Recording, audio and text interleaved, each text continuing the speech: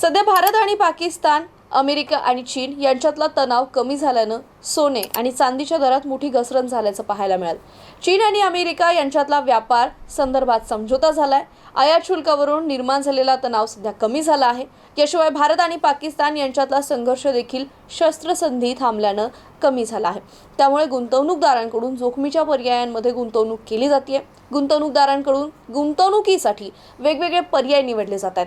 त्यामुळे सोनं आणि चांदीच्या दरामध्ये घसरण झाल्याचं पाहायला मिळालं. देशाची राजधानी असलेल्या नवी दिल्लीमध्ये 10 ग्रॅम 24 कॅरेट सोन्याचे दर जे आहेत ते 95,280 रुपये, तर 22 कॅरेट सोन्याचा दर हा 87,350 रुपये इतका आहे. तर मुंबईमध्ये 24 कॅरेट सोन्याचा 10 ग्रॅमचा दर हा 95,130 रुपये, तर 22 कॅरेट सोन्याचा दर हा 87,200 रुपये इतका आहे.